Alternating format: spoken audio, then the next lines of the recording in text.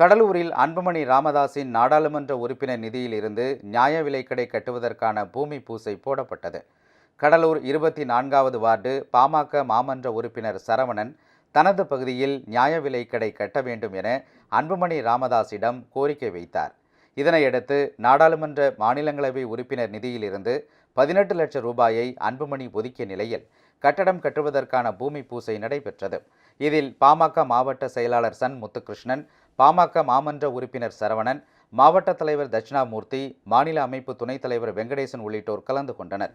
அன்புமணி ராமதாஸ் நிதி ஒதுக்கியதற்கு குடியிருப்போர் நல சங்கத்தினர் நன்றி தெரிவித்துள்ளனர்.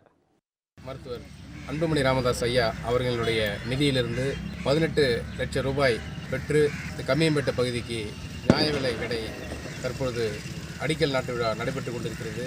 இந்த நிதியை ஒதுக்கி இந்த கம்மியம்பேட்டை பகுதி மக்களுக்கு உறுதுணையாக இருந்த பாட்டாளி மக்கள் கட்சியினுடைய தலைவர் மருத்துவர் அன்புமணி ராமதாஸ் ஐயா அவர்களுக்கு கம்மியம்பேட்டை சார்பாக, 24வது வார்டு சார்பாக, கடலூர் மாநகரம் சார்பாக, மாவட்ட மக்கள் சார்பாக எங்களது நெஞ்சார்ந்த நன்றியினை தெரிவித்துக் கொள்கின்றோம்.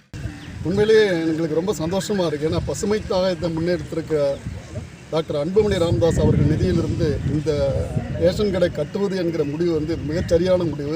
உண்மையிலேயே பசுமை தாயகம் நிறுவனர் அன்புமணி ராமதாஸ் அவர்களை மனதார குடியிருப்போர் கூட்டம் சார்பாக பாராட்டுகிறோம். இதனிடையே தேர்தல் வாக்குறுதிப்படி கும்பகோணத்தை தனி மாவட்டமாக அறிவிக்காத முதலமைச்சர் ஸ்டாலினை கண்டித்து கும்பகோணம் மற்றும் திருவிடைமருதூர் சட்டப்பேரவை உறுப்பினர்கள் அலுவலகம், கும்பகோணத்தில் உள்ள மாநிலங்களவை உறுப்பினர் அலுவலகம் ஆகியவற்றின் முன்பு வருகிற 19ஆம் தேதி ஒரே நேரத்தில் போராட்டம் நடத்துவது என போராட்டக் குழுவினர் முடிவெடுத்துள்ளனர்.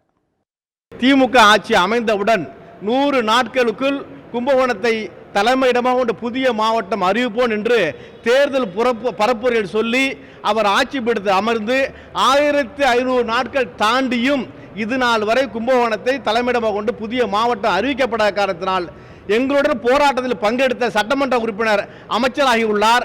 அந்த அமைச்சருடைய அலுவலகம் முன்பும், கும்பகோணம் சட்டமன்ற உறுப்பினர் அலுவலகம் முன்பும், பாராளுமன்ற ராஜ்யசபா உறுப்பினர் அலுவலகம் முன்பும் அனைத்து கட்சியினரும், வர்த்தக சங்கத்தினர், வழக்கறிஞர் சங்கத்தினர், தன்னார்வ தொண்டு நிறுவனங்களால் இணைந்து மாபெரும் முற்றுகை போராட்டம் நடத்துவதாக திட்டமிட்டுள்ளோம்.